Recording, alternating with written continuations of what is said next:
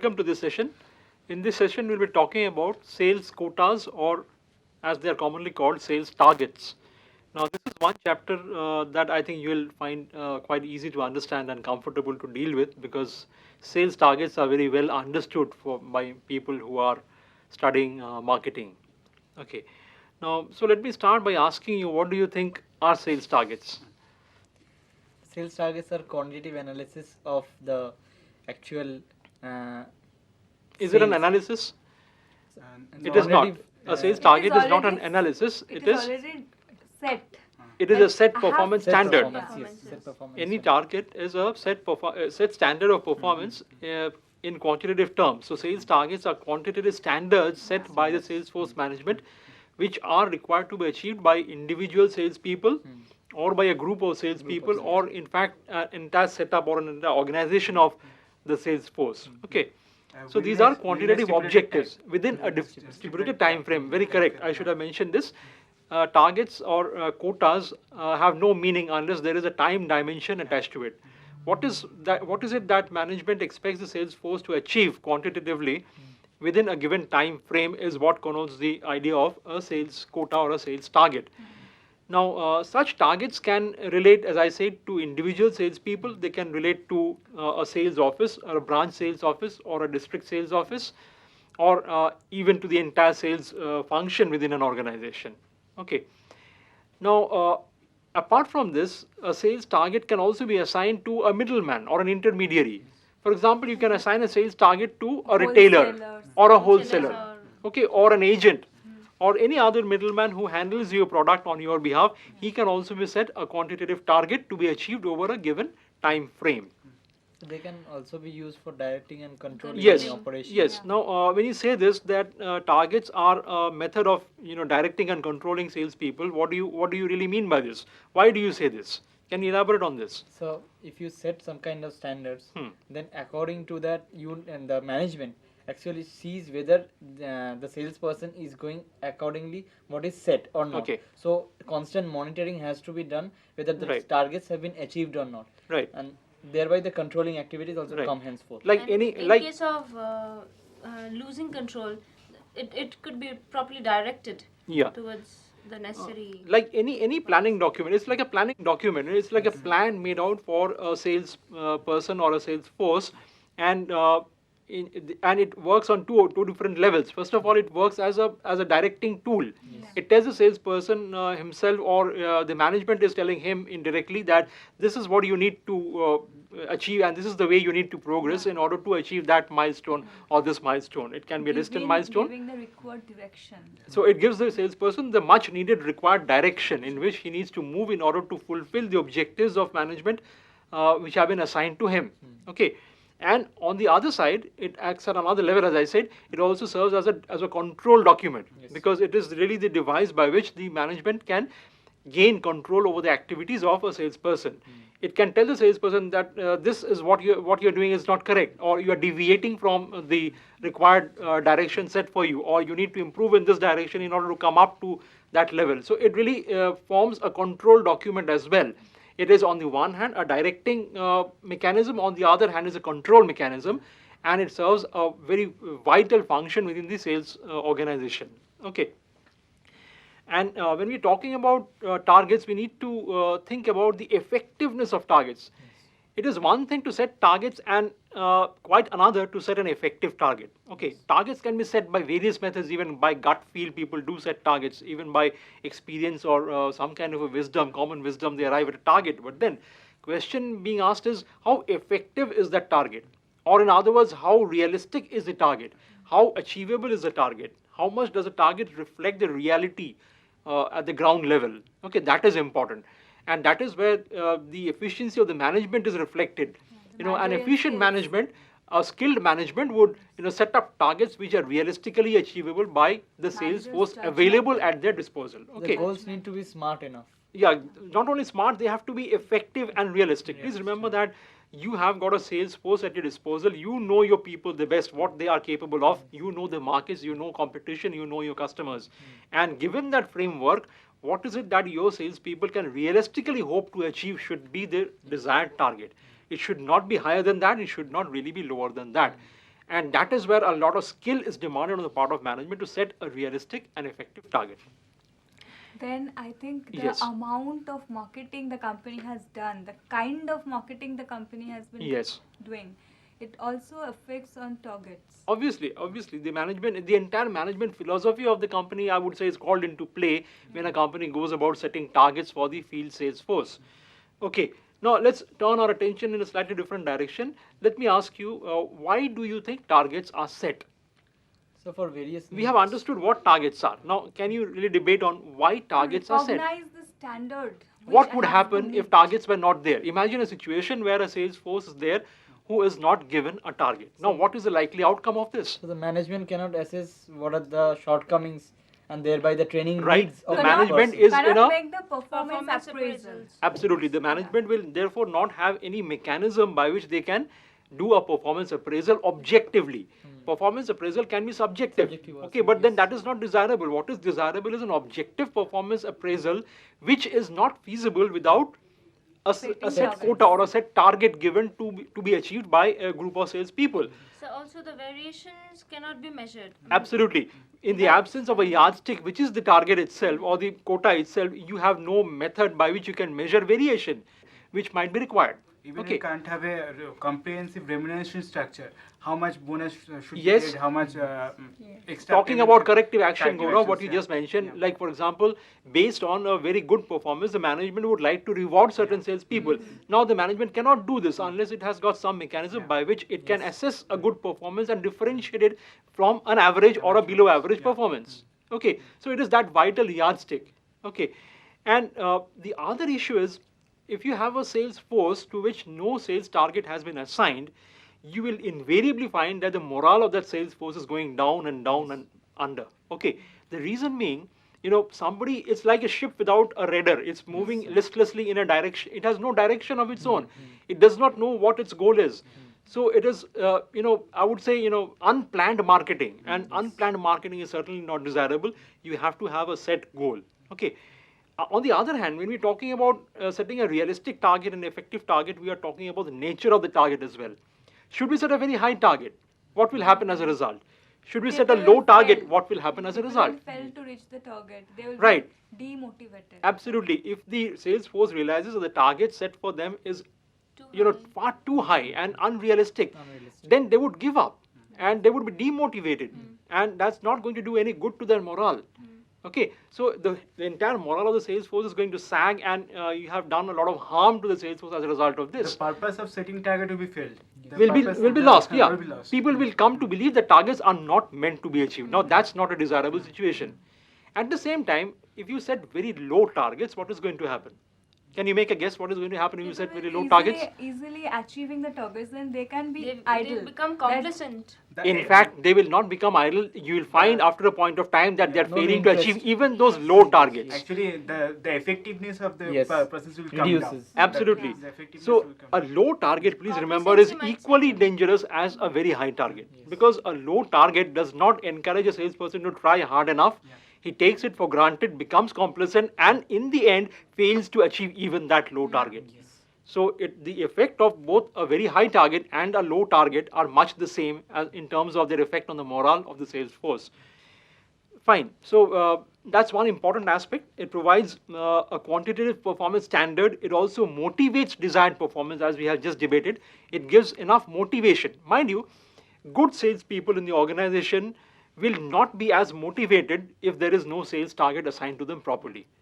If they find that whatever I achieve as a good performer and whatever somebody else achieves being a poor or an average performer is much the same, then he would soon be demotivated and he would try and leave that company because he realizes that good performance is not being recognized by management, and you will have hangers on who are going to be less than average performers because they will try to hide behind non-performance. So you can see the danger which is lurking behind setting up of targets which are ineffective. So much as people might contradict, a target really is a motivator. Now, the other aspect as to why targets are set is to control the expenses and the profitability. It is to be remembered that when most people tend to think that by targets what we mean are the sales volume targets, but they are by no means the only targets that a company thinks of in the sales function. There are things called the expense targets, there are things called profit targets, okay, which is what the sales force has to realize, that I have to meet my sales volume targets by staying within certain expense targets. I have to be able to relate my sales revenue with my sales expenses. Unless that happens, I will not be able to account for the gap, which is the profit. Yes. So the objective of the sales force should also be to adhere to the expense targets as far as possible. So therein, management also has a function in trying to set up expense targets or budgets, as they are commonly called, within which the sales performance has to be restricted. Yeah. So in this case, the companies or the firms also do set up certain upper limits or limits which Yes, forms in a fact, standard so. or specifications. Absolutely so. There are various ways in which companies go about setting expense targets. You mentioned one of them, setting up a percentage figure of the total sales volume. Yes, but then there are ways and methods other than that also. But the important thing to remember is that you need to have an expense target as well. It is not that you sell as much as you can and spend as much as you can. That's not the option. The option is you sell as much as you can by staying within such limits, which are the expense budgets. So these are basically the different functions that are addressed by a quota or a sales target. One other use of sales targets I might mention before we move on, that is, you must have heard of sales contests. Mostly in the consumer products business, there are sales contests organized by different companies. Now, what are these sales contests? Essentially, what are they? Have you given a thought to what are sales contests? They are nothing but, creation of a simulated situation, that during this particular period, you are as if in a race. Okay, you are running a race where you should bring out the best in you so that you can beat the others and win that contest and win lucrative prizes. Now, that does not happen every day. Maybe one particular week or 2 weeks in a year, or maybe a month in a year or a fortnight in a year, the sales force is made to go through a contest wherein the salesperson is encouraged to bring out his best and thereby achieve that much more which the company would like him to do. That by doing this, what are you doing? You are really shaking up the sales force once in a while. You're trying to bring them out of the regular routine, and you're trying to urge them to give that extra little effort which would bring out additional results for the company. And that is where a target comes in very handy. You can motivate or organize a contest around a sales target, which is a special target given to a sales force for a limited period of time. Now, there are many more things we'll talk about targets. For example, we'll talk about the different types of targets, how they are set, and what is the role management needs to play, and how to administer targets which are going to be effective. But then before that, we take a very short break here and come back to discuss more about the types of sales quotas. Welcome back. We have been talking about sales quotas or sales targets. In the previous session, we have discussed the different activities or different purposes addressed by sales quotas or targets. In this session, let's look at particularly the types of sales targets that are commonly understood in the industry. Now, some of the common types of quotas or targets are, first of all, the sales volume target. As you must have guessed very easily, the sales volume target is the most common form of target. Okay. Then we have also referred to the expense target or the budgets. A third kind of a target is a different target called activity targets. Okay. And the fourth one is really a combination of the other three. Okay. Now let's take up each of these for a little discussion. The sales volume target, as I said, is the most important or the most commonly understood kind of a target, can take various forms. Okay. Like, for example, some companies set volume targets in terms of rupees or the currency in which they sell. Okay. A rupee sales volume target, as we would like to call it. And again, some people or some companies set the target in terms of units of the product to be sold. Okay. Yet another kind of a target is the point volume, point sales volume targets, they are called. We'll come to each of these a little bit. The common form, the rupee sales volume target, is used most commonly by most companies. Okay. Because why do you think it is so? The rupee sales volume target is the most common form of a sales volume target. Why do you think that is so? Because in this target, it's easily understandable. The salesperson can easily understand the thing. That is and right. It's understandable for the company also. Yeah, It's it easy is to a very set the target. unambiguous thing. Yeah. See, we are in business, and business understands the language of money, and the target is set in terms of money. Okay, so that is the most commonly understood form of a target, and it is very amenable to other relations with. It has got a very close relationship with the expense target, which is also normally a money-oriented target. So it's easy to relate the volume target with other forms of targets because it is in terms of the currency. Okay, So it it is a can- very unambiguous kind of a target. Yeah. It can be also established when the prices are not established for Yes. that kind of Yes. product, and the salesperson has the discretion to Right. vary the prices. Right. So yeah, you're quite right in pointing this out because such targets are normally used for products where the prices are not very stable. There is a lot of fluctuation in the prices, or there is a lot of discretion available to the salespeople to vary prices. In such cases, what is more important is the total volume in terms of the total currency or rupees involved in that target. Okay. But then that is certainly by no means the only form of a volume target. A volume target can even appear in terms of units of the products sold. Okay. Now, why do you think this is so? I mean, why are we talking about a different form of a volume target? So it may happen that certain products have very high unit cost. Okay. So in that case, how much units you are selling Yeah. actually counts for the profitability. Absolutely. Right. So yes, there are different types of companies dealing in different types of products, and some products are low value products. Many companies deal in very high value products. Now, if a company is dealing in very high value products, then maybe the volume target in terms of money would seem to be very imposing. Setting a target for 1 crore of rupees for an individual salesperson might look very, very imposing, and there is a psychological impact of that. Okay, you seem to be buried under the weight of a target of 1 crore of rupees, but the fact is maybe it translates into 5 units of a product. Now that is more acceptable. Being given a target to sell 5 units of a product is more acceptable psychologically than being given a target of rupees 1 crore, which seems to be very, very imposing. Otherwise, the difference is not there. The whole idea is to make the target psychologically more acceptable to the salesperson for whom it is meant.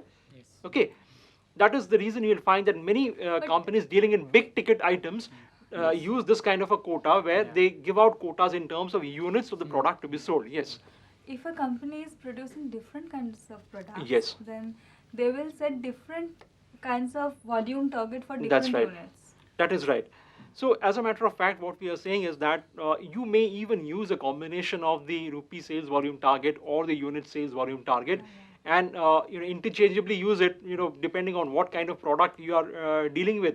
The same company might be using the 2 different types of targets depending on the product line that it is talking about. Okay, so but then I think I've been able to get across to you the fact that unit volume target is used because it gives the salesperson some zone of comfort in dealing with the target rather than being given a very imposing looking target. Okay. Now, I just mentioned to you there's a third kind of a volume target called the point sales volume targets. Now, what is this? The point sales volume target is really a synthetic kind of a target in the sense that here you assign points, for the different products. Imagine a company which has got 2 different product lines. One is an easy to sell product which sells in high volumes at low profitability. Easy to sell easy to sell low profit products. And it can also have, difficult to sell but high profit products. Now, the effort required for selling the low profitability, easy to sell product is much lower than the effort required to sell the more difficult, high profitability product. So you really should not be assigning the same weightage for the efforts required to be put in for the 2 different products. That is where a point system comes in to be very handy. The company devises that for selling, let's say, the first category product, which is easy to sell, the point is 1 per unit of product sold. But for the product that is difficult to sell, maybe the company decides that the effort required is more, and therefore the point that a salesperson can earn by selling that kind of a product is 3 and not 1. So you are differentiating between the effort required to sell the product A and the product B because there is a difference in the effort required to sell it. Okay, So and that reflects in the quota also. Yeah. So is it that then it motivates the salesperson to more focus on selling the higher price targets to gain more Yes, points? because as we have said before that salespeople have a tendency to build volumes. Build Okay, volumes, yes. they ignore the the other products many a times and try to sell the easy to sell products. Now that is not the good thing from the management's perspective. The management would like to sell both the different products, some easy to sell, some a little more difficult to sell, but then it would like to sell a balanced line. To encourage that line of thinking, it comes out with a point system whereby you assign different points for the different products depending on the effort required to be expended to sell them, and reward the achievement of a particular sale for a high value high profitability product more than a low effort product which can be sold far more easily. Okay, so that is how you do it. Can encourages salespeople to sell the hard to sell products, because you are not only talking about volumes, you're also talking about profitability. The two together will account for your total profit and not one. Okay, so these are the various types of commonly understood sales volume targets. Now let's move on to the expenditure targets. As we have said before, that expenditure targets are are really budgets which are handed out to the salespeople. That yes, you have got a sales volume target to be fulfilled, but then they have to be done by staying within the parameters laid down by the expenditure budget. Okay, and to do this, the companies normally tie up their performance appraisal with the expenditure budget. So at the time of appraisal, they would not only look at how much have you achieved by way of your sales volume targets, but they would also look at by how much you have been within the expenditure prescribed for your level of sales, or have you overshot that limit, or have you stayed within the limits, what is it? So that is what they would look into, and your performance appraisal will be good if they find that you have stayed within your budget parameters and achieved your sales target.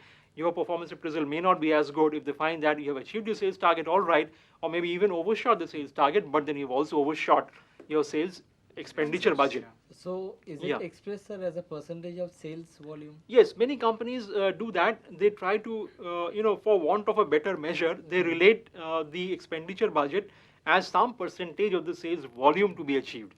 That's easily done, easy to administer, easy to understand by the sales people also. That is quite commonly understood. But then one thing to be remembered here is that while setting an expenditure budget, you have to realize that not all territories are the same. Okay, there are different kinds of territories. The coverages are not the same. Some territories are more difficult to cover. It takes more time to travel that territory, or maybe the customers are more difficult, or the onslaught of competition is much more intense in a particular territory. So when you are setting up an expenditure target, you have to bear these facts in mind and set up an expenditure target, and that may not be a flat percentage of the sales volume target. You really have to go into the merits of the case and set up an expenditure target, which might vary from one territory to another. So these are some of the issues that we need to understand in terms of expense targets. But then what about the profit targets? We have talked about certain profit targets also. Now, do you think it is legitimate or it's reasonable to expect the salespeople to have profit targets? So of course, because profits, any business should always look into the profit aspect Okay. of the job.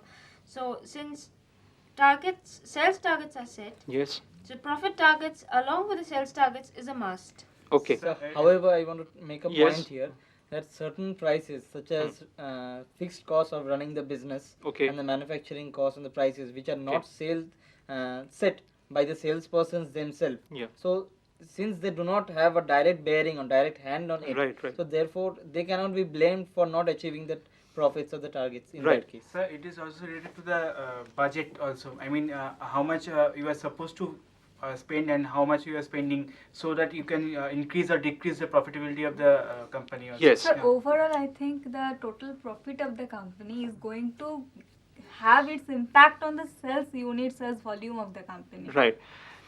See, yeah, you have valid points there. The point is, there is in fact a debate in the industry also on this issue. Many companies or many managers feel that salespeople should not be made accountable for the profits, because there are many issues that lead to profitability. Yes. Okay, and not all the factors are under the control of the salesperson.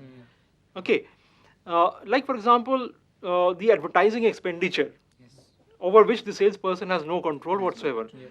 or the expenses incurred in running a branch office. over which the salesperson has no control. But then he has to bear the fact that, these are also expense centers and they are eating into the profits of the organization.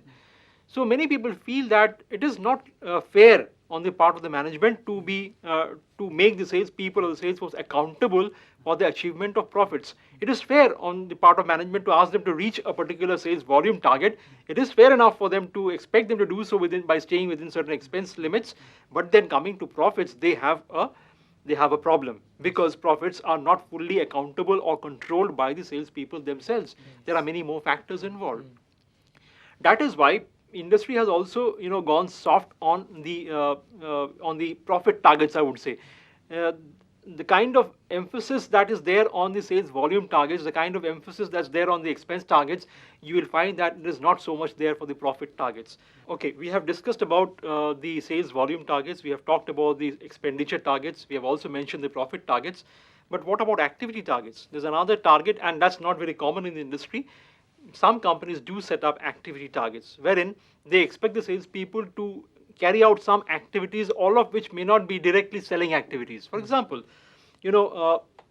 making demonstrations of the product. You may say that is not a directly selling activity. It may not lead to revenues immediately. Or let's say collection of revenue from the marketplace, collection of account receivables. Yes. These are activities which are not directly connected with the achievement of sales, you might say.